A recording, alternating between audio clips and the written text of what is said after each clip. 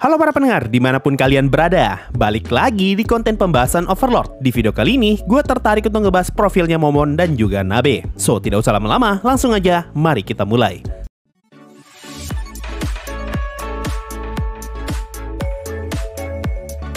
Seperti yang kita lihat di anime, Momon adalah persona yang Ainz buat, di mana dia nyamar sebagai seorang warrior yang menggunakan full plate armor berwarna hitam dengan helm yang menutupi kepalanya. Dan di balik jubahnya terdapat satu pasang great sword yang tergantung. Karena penampilannya serba hitam, orang-orang pun menyebut Momon sebagai Dark Warrior. Tapi masuk volume 3, julukannya Momon berubah menjadi The Dark Hero. Orang yang menemani Momon adalah perempuan cantik bernama Nabe. Karena kecantikannya, orang-orang pun menyebut Nabe sebagai Beautiful Princess. Bahkan di volume 5, disebutkan kalau kecantikannya Nabe setara dengan Rainer yang dijuluki The Golden Princess. Mereka berdua adalah anggota dari kelompok petualang Adamantide di Rest the Kingdom yang disebut Darkness, dan mereka berdua sering terlihat di kota Erantel. Kalau kalian baca di light novel, sampai volume 4, Momon belum pernah menyebutkan nama kelompoknya, dan di volume 5 barulah tersebar rumor kalau kelompoknya Momon disebut Darkness. Itu pun bukan nama yang berasal dari Momon, melainkan nama yang diberikan orang-orang kepada kelompoknya. Dan di volume 5 juga, Momon mengakui kalau kelompok mereka disebut Darkness. Di web novel, kita diberitahu kalau Momon sempat pergi ke guild petualang untuk mendaftar, sebelum akhirnya dia datang ke penginapan. Kejadian ini memang tidak diceritakan di versi light novel, tapi terdapat clue kalau Momon dan Nabe memang sempat singgah di guild petualang sebelum mereka datang ke penginapan.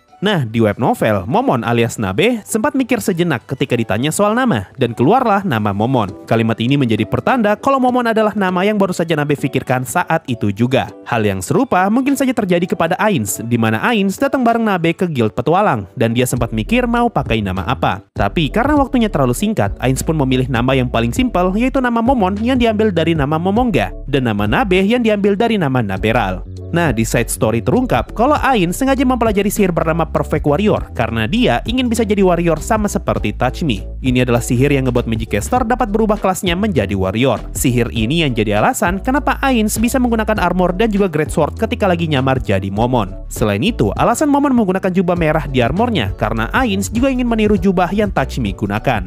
Di volume 2, Ainz ngomong kalau jubah yang dia gunakan mempunyai nama Necroplasmic Mantle, yang mana nama ini terinspirasi dari karakter antihero di komik Amerika. Lalu kita juga diberitahu kalau armor dan senjata yang Momon gunakan merupakan item yang terbuat dari sihir Create Greater Item, dan di balik armor tersebut terdapat banyak item sihir lain yang Ainz gunakan. Disebutkan kalau Ainz menggunakan kacamata hitam dengan bidikan merah yang disebut Sure Hit Glasses. Dia juga menggunakan item di kepala yang disebut Crown of Mental Fortitude, yaitu item yang melingkar di kepala dan mempunyai bentuk seperti mawar yang menjalar. Ainz juga menggunakan kaos lengan panjang berwarna hitam yang disebut Black Widow Spider Clothes dan ikat pinggang berwarna hitam yang disebut Black Belt. Selain itu, Ainz juga menggunakan sarung tangan kokoh yang disebut Yarn Grapper dan sepatu boot kulit berwarna coklat kemerahan yang disebut Haze Boots. Dan Ainz juga menggunakan kalung berbentuk kepala singa yang disebut Nemean Lion Pendant. Nah, dari deskripsi item tadi, bisa kita ambil kesimpulan kalau semua item itu pastinya mempunyai penampilan yang tidak cocok jika digunakan bersamaan. Makanya, Ainz menutupi itemnya dengan menggunakan armor full body. Ainz juga ngomong kalau semua item yang dia gunakan ketika jadi Momon merupakan item kelas relik, dan item tersebut berada 2 tier di bawah item utamanya.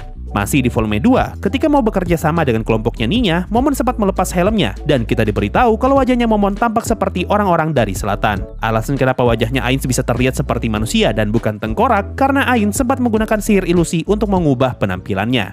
Sebelumnya, ketika masih di penginapan, kita diberitahu kalau Ainz menggunakan sihir untuk memakai armor, dan juga dia menggunakan sihir ilusi. Ini berarti setiap kali Ainz memakai armor Momon, dia juga pasti akan selalu menggunakan sihir ilusi. Di volume 14, Kama ngomong kalau tidak banyak orang yang pernah melihat wajah aslinya Momon. Dan di volume 6, ketika Evil Eye pertama kali bertemu Momon, kita diberitahu kalau Momon adalah orang yang tidak pernah melepas helmnya meskipun dia berada di dalam ruangan. Tapi di volume 6 juga, Momon sebenarnya sempat melepas helmnya di hadapan para petualang yang lain, yaitu ketika mereka bersiap untuk melawan Jaldabaoth. Hal ini tentu saja menarik perhatian para petualang yang ada di sana, karena ini adalah pemandangan yang langka dan Ainz sadar kalau dia baru saja melakukan kesalahan. Ainz lupa kalau penduduk New World mempunyai talent, dan mungkin saja ada orang dengan talent yang bisa melihat ilusi. Semenjak saat itu, Ainz sudah tidak mau lagi melepas helmnya selama dia berada di ibu kota. Nah, alasan kenapa Ainz melepas helmnya, karena dia ingin menghilangkan kecurigaannya Gazef. Berhubung suaranya Momon dan Ainz terdengar mirip, jadinya Ainz kepikiran untuk melepas helmnya agar Gazef tahu kalau Momon dan Ainz adalah dua orang yang berbeda. cinta. Ngomongin soal ketahuan, identitasnya Momon hampir saja ketahuan oleh para kardinal selain teokrasi. Di volume 10, para kardinal berdiskusi mengenai kemunculan Momon, Ainz Ol Gown, dan juga Jaldabaoth. Lalu mereka sempat berasumsi kalau Momon dan Sorcerer King bisa saja saling bekerja sama. Tapi kemungkinan itu terlalu kecil karena sosoknya Momon terlalu baik untuk mau bekerja sama dengan Sorcerer King. Nah, untuk mengatasi kecurigaan semacam ini, dibuatlah sebuah sandiwara di mana Ainz dan Momon saling berhadapan di bagian akhir volume 9. Sehingga orang-orang pun tahu kalau Ainz dan Momon adalah dua sosok yang berbeda. Nah, dari tadi yang gue bahas hanya Momon saja. Sekarang mari kita bahas Nabe. Di volume 2, salah satu rekannya Ninya bertanya apakah Momon dan Nabe adalah sepasang kekasih. Dan Momon ngomong kalau mereka berdua hanyalah rekan. Tapi orang itu masih tetap ngotot dan sekali lagi dia ngomong kalau Momon dan Nabe adalah kekasih. Hal ini ngebuat Nabe kelepasan sampai-sampai dia menyebut nama Albedo. Hal yang serupa juga ada di volume 7 ketika Momon menerima misi untuk mengawal para worker. Mereka berdua diberi satu tenda yang jaraknya berjauhan dengan tenda yang lain dan orang-orang menyebut tendanya Momon sebagai sarang cinta. Apalagi mereka semua menyaksikan Momon dan Nabe masuk ke dalam tenda bersamaan. Dari sini kita pun tahu kalau orang-orang memandang Nabe sebagai kekasihnya Momon. Makanya di volume 6, Evil Eye menganggap Nabe sebagai rival sesama perempuan. Di volume 9, salah satu bangsawan bawahannya Pangeran Babro sempat ingin menemui Momon, tapi dia malah diusir oleh Nabe. Bangsawan itu pun dendam kepada Nabe dan dia meminta Pangeran Babro untuk menghukum Nabe karena telah melukai bangsawan. Pangeran Babro pun berjanji kalau dia akan menghukum Nabe ketika dia sudah diangkat menjadi raja. Ditambah Pangeran Babro juga tertarik dengan kecantikannya Nabe. Tapi Pangeran Babro masih belum bisa menyentuh Nabe karena Momon dan Nabe masuk ke dalam pengawasannya King Ramposa. Momon dan Nabe pertama kali muncul di volume 2 dan pada saat itu mereka masih sekedar petualang koper. Tapi masuk volume 3, peringkat mereka naik drastis menjadi petualang mithril setelah kabar keberhasilan mereka tersebar di mana mereka mampu menghentikan invasi ribuan undead di kuburan Erantel dan juga menghabisi salah satu petinggi Zuranon. Selain itu, Momon juga berhasil menjadikan Wise King of the Forest alias Hamsuke sebagai hewan peliharaannya. Hal ini ngebuat reputasi Momon dan Nabe semakin dikenal oleh banyak orang. Di volume 3 kita diberitahu semenjak Momon naik peringkat menjadi petualang mithril, sudah tidak ada lagi tugas yang tersisa bagi petualang mithril lain karena semuanya sudah diambil Momon. Bahkan Momon sendiri pun sudah tidak bisa mengambil tugas mithril lagi karena tugas itu sudah habis. Sampai-sampai petualang mithril lain mengeluh karena mereka tidak kebagian kerjaan. Tapi meskipun begitu, mereka sama sekali tidak menyimpan dendam kepada Momon. Lalu di bagian akhir volume 3, peringkat Momon pun naik menjadi petualang Adamantite setelah dia berhasil membunuh vampir kuat bernama Henyo Penyoko dan orang-orang mulai menyebut Momon sebagai The Dark Hero. Nah, ketika Momon balik dari pertarungannya melawan Henyo Penyoko, armornya Momon terlihat berantakan dengan banyaknya bekas terbakar dan juga cakaran. Oleh karena itu, Guild Magician pun menawarkan diri untuk memperbaiki armornya Momon. Lalu pada tahun 2015, Moriyama ngebuat sebuah tweet yang ngasih tahu kita kalau selama armornya Momon diperbaiki oleh Guild Magician, Momon terpaksa harus menggunakan armor cadangan yang dia buat dengan menggunakan sihir. Nah, semua pencapaian yang berhasil Momon capai sejak volume 2 sampai volume 5, semuanya terjadi hanya dalam kurun waktu 2 bulan saja. Jadi Momon dan Nabe berhasil naik peringkat dari Copper ke Adamantite dalam waktu yang sangat singkat. Masuk volume 6, Momon mendapatkan tugas dari Marquis Raven untuk ikut dalam operasi pembasmian organisasi Eighfinger. Tapi ketika sampai di ibu kota, dia malah ikut terseret ke dalam kekacauan yang dibuat oleh Jaldabaoth. Nah, di sini Momon bertemu dengan petualang Adamantite lain yaitu Evil Eye, dan seperti yang kita lihat di anime, Evil Eye jatuh cinta setelah diselamatkan oleh Momon. Momon pun bekerja sama dengan para petualang lain yang ada di ibu kota dan mereka semua berhasil memukul mundur pasukannya Jaldabaoth. Sebagai bentuk terima kasih atas kerja kerasnya Momon, King Ramposa berniat mengundang Momon ke istana, tapi Momon menolak undangan itu karena dia ingin segera kembali ke Erantel. Karena hal ini, para bangsawan di Resistance Kingdom jadi kurang menyukai Momon. Nah, dengan semua pencapaian tadi, nama Momon pun semakin terkenal dan semakin banyak orang yang mengidolakan Momon. Bahkan kabar tentang kehebatan Momon sampai tersebar ke telinga para worker di Baharut Empire dan juga para kardinal di Selain Teokrasi. Masuk volume 7, Momon dan Nabe datang ke ibu kota Baharut Empire dan mereka berniat tinggal selama 7 hari. Rencananya, Momon ingin jalan-jalan melihat ibu kota Baharut Empire. Lalu setelah itu, dia akan pergi ke Guild Petualang untuk bertemu dengan petualang Adamantite di Baharut Empire. Dan bukan cuma itu, Momon juga ingin melaksanakan beberapa tugas simpel untuk meningkatkan reputasinya di Baharut. Selain itu, alasan lain kenapa Momon datang ke Baharut karena dia ingin bertemu dengan Flooder dan ngebuat Flooder menjadi bawahannya. Nah, salah satu tugas yang Momon ambil dari Guild Petualang adalah tugas untuk mengawal para worker yang akan dikirim masuk ke dalam Nazarik. Tapi setelah menunggu selama 2 hari semenjak para worker masuk ke dalam Nazarik, mereka pun memutuskan untuk pulang dan beranggapan kalau para worker itu telah terbunuh. Berhubung tugasnya Momon hanyalah mengawal para worker sampai ke Nazarik dan bukan menyelamatkan para worker, makanya Momon tidak ikut masuk ke dalam Nazarik.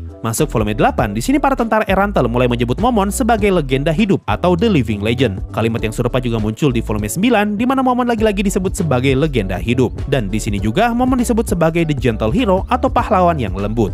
Nah, julukan ini kemungkinan merefer ke volume 6 ketika Momon meluangkan waktunya untuk menyapa para petualang lain sebelum mereka bertarung melawan Jaldabaoth. Momon menyempatkan diri untuk menjabat tangan para petualang yang ingin menemuinya dan juga sedikit basa-basi dengan para petualang itu. Hal ini membuat para petualang tersebut semakin memuja-muja Momon. Dengan semua kepopuleran ini, Momon pun menjadi tombak harapan bagi para penduduk Erantel ketika kota mereka diambil alih oleh Sorcerer King. Di volume 9, Momon membuat kesepakatan dengan Sorcerer King, di mana Momon bersedia menjadi bawahan asalkan Sorcerer King tidak menyentuh penduduk Erantel. Berkat perjanjian ini, Sorcerer King pun berhasil menduduki Erantel tanpa perlawanan sama sekali. Pindah ke volume 10, kita pun diberitahu alasan kenapa para penduduk Erantel masih mau bertahan melalui jawaban dari salah satu petualang Mithril. Petualang itu ngomong kalau dia tidak mau pergi dari Erantel karena dia merasa malu dengan Momon yang bersedia menjadi tameng bagi mereka, padahal Momon bukanlah penduduk asli di kota ini. Dari sini bisa kita lihat sebesar apa kepercayaan yang orang-orang berikan kepada Momon, terkhusus para penduduk Erantel yang sekarang telah menjadi penduduk Sorcerer Kingdom. Nah, sampai di sini kalian mungkin mulai penasaran kenapa Ainz mau repot-repot nyamar jadi Momon. Jawabannya lumayan panjang dan ada banyak alasan kenapa Ainz mau nyamar jadi Momon, tapi tujuannya malah berubah semakin berjalannya waktu. Di volume 2, Ainz ngomong kalau dia ingin melihat langsung seperti apa kondisi dunia luar dan mengumpulkan informasi sebanyak mungkin. Karena jika dia terus berdiam diri di dalam Nazarik, maka ada kemungkinan kalau Ainz akan salah perhitungan. Makanya Ainz nyamar jadi Momon agar dia bisa berkeliling tanpa takut ketahuan.